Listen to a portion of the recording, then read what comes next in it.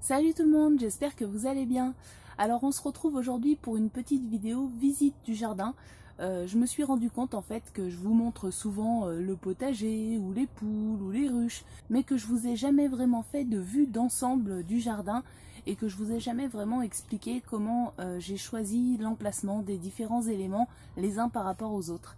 Donc dans la vidéo d'aujourd'hui, je vais essayer de vous proposer une vue d'ensemble du jardin pour que vous compreniez pourquoi j'ai fait certains choix, comment, etc.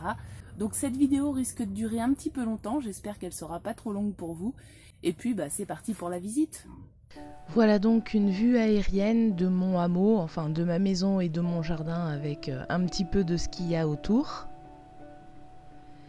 Et la partie encadrée en rouge là, c'est chez moi, donc ma maison et mon jardin.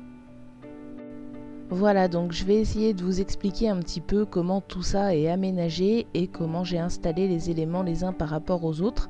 Alors en permaculture on parle de design, j'ai pas la prétention d'être assez compétente pour vraiment parler de design dans cette vidéo, mais je vais tout simplement essayer de vous parler un petit peu de tout ça et des différents éléments qui composent ce jardin. Voilà, donc je vous mets une petite boussole pour que vous puissiez évaluer un petit peu l'exposition de ce terrain. Et c'est parti pour le découpage. Alors c'est pas que je sois une maniaque des clôtures, mais simplement j'ai des animaux, j'ai des chiens, j'ai des enfants, dont une petite fille en bas âge. C'était important que les différents espaces soient délimités pour protéger les uns les autres et pour éviter que tout le monde aille partout, n'importe où et n'importe comment. Et on commence par la maison, donc ce qu'on appelle la zone 0 en permaculture, c'est l'endroit où on passe le plus de temps, le centre des activités. Vous voyez que le jardin est tout en longueur sur l'avant de la maison, ce qui fait que même si la maison est mitoyenne d'un côté avec la grange des voisins et sur l'arrière avec la ferme, en fait on n'a pas du tout de vis-à-vis avec les voisins, ce qui est plutôt sympa. Alors pour ceux qui connaissent un petit peu le zonage en permaculture, vous allez voir que chez nous ça n'a pas été agencé forcément comme on le conseille habituellement, parce qu'il fallait tenir compte de ce qu'on pourrait appeler les facteurs limitants, c'est-à-dire les contraintes de chacun. Et donc entre les contraintes du terrain en lui-même et les contraintes liées à notre vie quotidienne, il y avait des choses qu'on ne pouvait pas faire comme c'est normalement conseillé. Comme par exemple mettre le potager au plus près de la cuisine. Nous c'était pas possible parce que si je mettais le potager au plus près de la cuisine, ça voulait dire devant la porte du jardin en gros, ce qui fait que quand j'aurais fait sortir les chiens par exemple, ils se seraient retrouvés directement dans le potager. Moi je ne voulais pas avoir un potager dans lequel les chiens allaient piétiner toute la journée, donc j'ai préféré agencer ça différemment, vous allez comprendre au fur et à mesure de cette vidéo. Alors juste devant la maison, on a la terrasse. La terrasse, elle fait partie de ce qu'on pourrait appeler les contraintes du terrain, enfin contraintes entre guillemets, tout simplement parce qu'elle est surélevée d'environ 1,50 m par rapport au reste du terrain.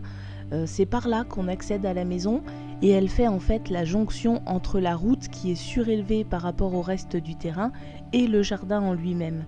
Donc ça a quand même un intérêt, c'est que au pied de cette terrasse et tout le long du terrain, sur la partie qui borde la route, on a un mur qui fait plus ou moins 2 mètres de haut, sur toute la longueur du terrain, qui nous protège en fait le côté nord du jardin.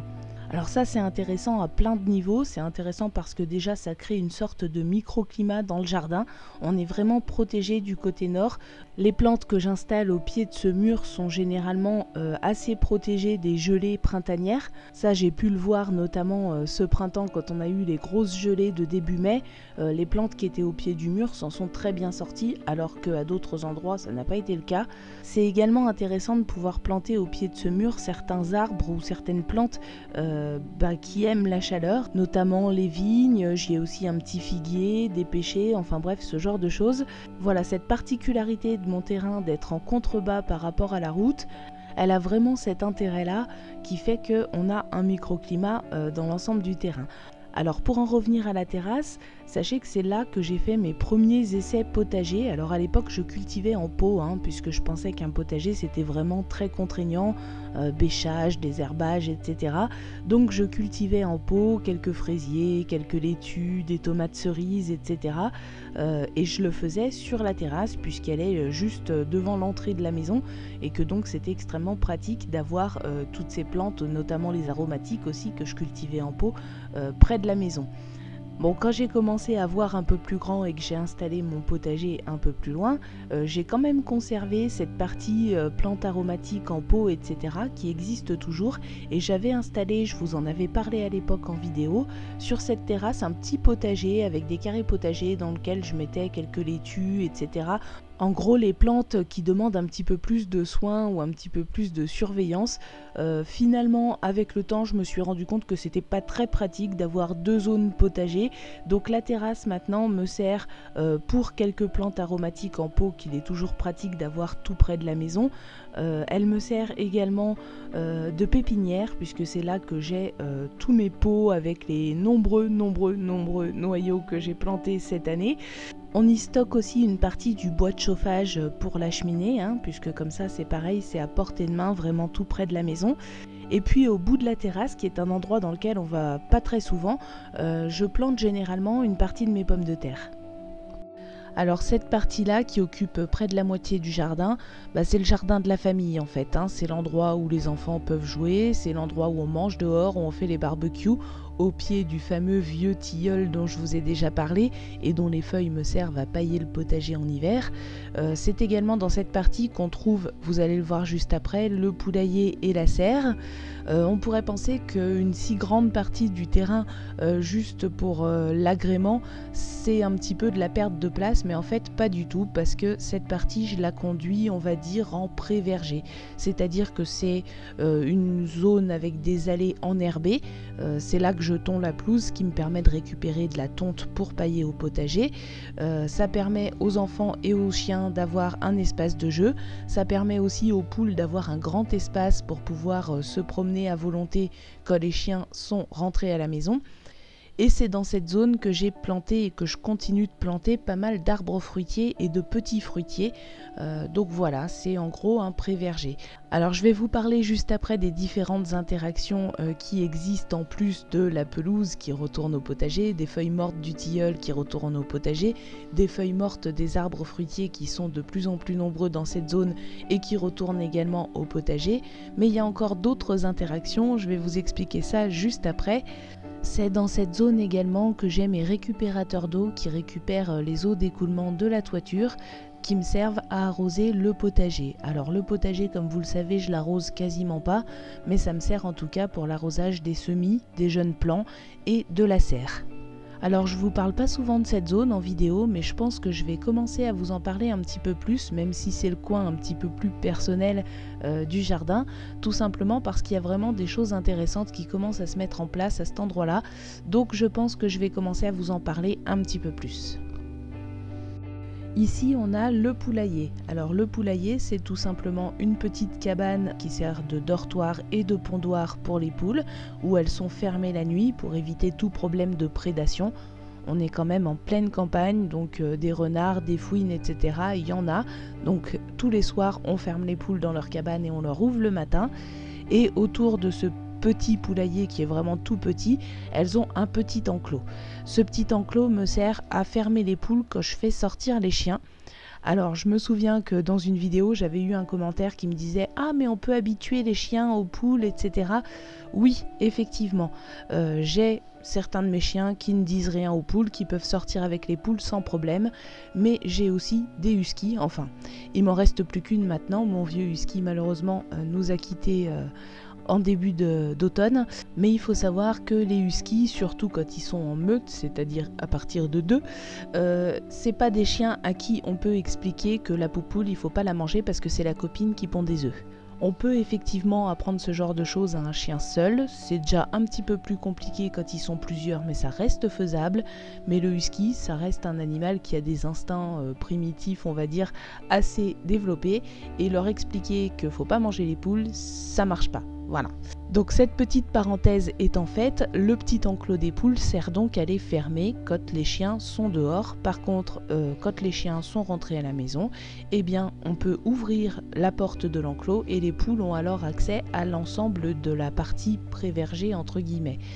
Donc ça c'est vraiment très intéressant. Pourquoi? Parce que les poules, d'une part avec leur fiente elles vont fertiliser, ce qui fait que j'ai une très belle pelouse à cet endroit-là, faut le savoir. D'autre part les poules vont manger plein d'insectes et notamment les insectes qui peuvent éventuellement parasiter les arbres fruitiers. Donc elles vont assainir en fait ce pré-verger en limitant la prolifération des ravageurs. Alors ce poulailler auparavant il était tout au fond du jardin et c'était vraiment pas pratique parce que quand il faut y aller le matin pour ouvrir, le soir pour fermer, dans la journée pour regarder s'il y a des œufs, vérifier s'il y a à boire, etc. C'était vraiment pénible. Franchement en hiver quand il y a de la neige ou qu'il pleut ou que le jardin est complètement boueux, qu'il fait froid, on n'a pas envie de sortir, aller plusieurs fois par jour tout au fond du jardin, même si mon jardin n'est pas grand, c'était vraiment pénible. Donc je me félicite vraiment d'avoir déplacé ce poulailler pour l'installer à cet endroit-là parce que là il est idéalement placé, il est près de la maison, ce qui fait que c'est plus du tout un problème d'y aller plusieurs fois par jour pour s'occuper des poules ou leur distribuer les éventuels restes de table qui ne vont pas au compost. Il est également, comme vous allez le voir juste après, près de la serre et du potager, ce qui fait qu'à chaque fois que je nettoie l'enclos et la cabane des poules, la litière repart directement soit dans la serre, soit dans le potager, qui sont juste à côté. Il n'y a pas de déplacement inutile et ça permet d'entretenir la fertilité. Juste à côté du poulailler, on a donc la serre. Vous voyez que c'est vraiment tout près. J'aurais adoré avoir un système de serre plus ou moins communicante avec le poulailler pour que le poulailler chauffe la serre et que la serre chauffe le poulailler, mais avec mon installation actuelle c'était un petit peu compliqué à mettre en œuvre. En tout cas ça reste quand même vraiment intéressant comme placement puisque comme je vous le disais, la litière des poules peut retourner très facilement dans la serre qui se trouve juste à côté à peine 2 mètres. La serre, bon sincèrement, je ne l'ai pas placée spécifiquement à cet endroit-là pour des raisons de design. Je l'ai placée à cet endroit-là pour des raisons pratiques. Je ne voulais pas la mettre directement dans le potager parce que je ne voulais pas qu'elle me prenne de la surface dans le potager. La surface est comptée, hein, donc voilà. L'endroit où se trouve la serre, c'était limite en friche en fait, c'est un endroit où on allait très rarement et maintenant c'est un endroit qui est extrêmement productif et très intéressant qui me permet de faire mes semis, d'avoir des cultures abritées, de faire des cultures en hiver, donc voilà c'est très intéressant. Malgré tout, même si j'avais pas vraiment le choix au niveau de l'emplacement, elle est très bien exposée puisque elle reçoit le soleil quasiment toute la journée, donc c'est vraiment un emplacement idéal et j'en suis bien contente. Et ici on a donc la partie qui vous intéresse certainement le plus, c'est le potager, une parcelle qui fait à peu près 100 mètres carrés, pas tout à fait 100 mètres carrés, j'ai mesuré la surface sur Google Earth, c'est à peu près ça. Donc c'est vraiment le cœur du jardin, hein. J'y suis quasiment tous les jours à moins que la météo ne me le permette vraiment pas. Si je suis pas dans le potager, je suis dans la serre. Dans ce petit potager qui fait donc moins de 100 mètres carrés, alors une fois qu'on a déduit les allées, etc., vous comprenez que c'est pas une énorme surface, c'est même plutôt une petite surface, et on arrive à produire la quasi-totalité des légumes qu'on consomme. On va dire qu'on n'achète pas de légumes du tout pendant plus de 8 mois de l'année, donc je trouve que c'est vraiment pas mal et ça s'améliore d'année en année. Donc je vous avoue que quand j'entends dire que la permaculture c'est pas efficace ou que c'est pas adapté aux petites surfaces, écoutez, je sais pas, mais en tout cas pour moi ça fonctionne très bien et ça fonctionne même de mieux en mieux. Je vois chaque année des améliorations. C'est vrai que mon potager, comme je le disais en début de vidéo, est plutôt bien exposé. J'ai la chance d'avoir du côté nord ce mur qui me protège vraiment très bien le potager, surtout qu'au pied de ce mur on a planté pas mal d'arbres. Alors il y en a certains qui sont très anciens, qui étaient là bien avant moi, d'autres qui ont été rajoutés depuis, mais sur cette petite surface d'à peine 100 mètres carrés, j'arrive à produire la majeure partie des légumes que ma famille consomme. Donc voilà, quand on dit qu'il faut minimum 100 mètres carrés par personne pour réussir à être autonome en légumes, moi personnellement je pense que c'est pas le cas. Mais voilà, je suis une très mauvaise élève, je n'arrive pas à m'y tenir toute l'année, à peser tous les légumes que je produis, mais pour 2020 ça va être mes bonnes résolutions, c'est le moment de prendre des bonnes résolutions pour l'année prochaine. Donc pour la saison 2020, je vous promets, je vais vraiment essayer de m'y tenir, de tout peser ce qui sort du jardin pour que vous puissiez avoir une idée de ce qu'on peut produire sur une petite surface quand cette surface est bien gérée. Enfin bien gérée, c'est peut-être un bien grand mot, en tout cas bien, d'après moi, le mieux que je peux faire, et j'essaye de m'améliorer d'année en année, et pour l'instant ça fonctionne très bien. Après 3 saisons, je suis vraiment très satisfaite des résultats que j'obtiens, et j'espère faire encore mieux l'année prochaine. Et puis le dernier élément, c'est le rucher. Donc le rucher, c'est pareil, il y a à peu près 100 mètres carrés, pas tout à fait 100 mètres carrés. Il y a 4 ruches dans ce rucher, je compte pas celles qui sont sur le deuxième terrain à Terra Nova, et il y a 2 oies. Au départ, c'était séparé entre le rucher et les oies, il y avait un petit côté pour les oies, un petit côté pour les ruches, et finalement j'ai réuni tout ça parce que je me suis rendu compte qu'en fait les oies ne dérangent pas les abeilles, que les abeilles n'attaquent pas les oies, et que par contre les oies font un travail remarquable en tant que tondeuse, c'est-à-dire qu'elles me tondent cette parcelle absolument nickel, et du coup je n'ai absolument pas à m'occuper de la végétation au rucher, ce qui est très bien, puisque 4 ruches en pleine saison, quand il fait beau, etc., ça fait beaucoup d'activités, et d'aller se promener là-dedans avec une tondeuse, c'est le meilleur moyen d'agacer les abeilles et d'avoir de gros ennuis. Donc là c'est parfait, les oies font le travail et tout le monde est content. Du coup oui, les oies sont loin de la maison, mais c'est pas comme les poules, j'ai pas besoin d'aller les fermer la nuit. Je n'ai jamais eu de problème de prédation sur les oies, et puis ce sont d'excellentes gardiennes, donc les avoir tout au bout du terrain, là où c'est le plus loin de la maison, et de préférence près des ruches. Vous savez peut-être qu'il y a de plus en plus de problèmes de vol de ruches, c'est vraiment super parce que du coup elles jouent leur rôle de gardienne, c'est des vraies petites sonnettes d'alarme, elles sont vraiment géniales.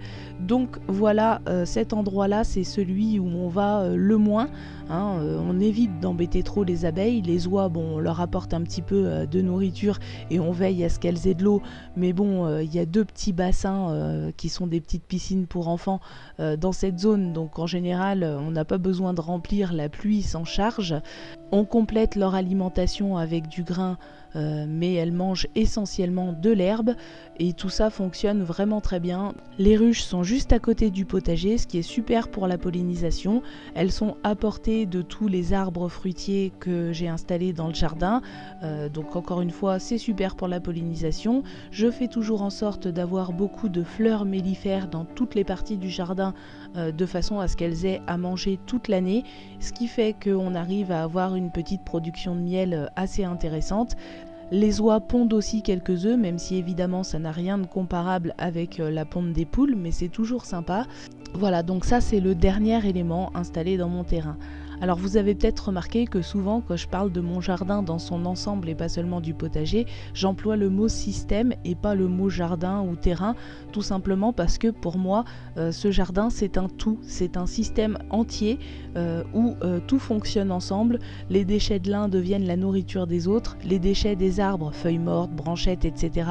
Viennent nourrir le potager, les déchets des poules, la litière, les fientes viennent nourrir le potager et la serre, les abeilles pollinisent et en même temps elles se nourrissent et elles nous produisent du miel.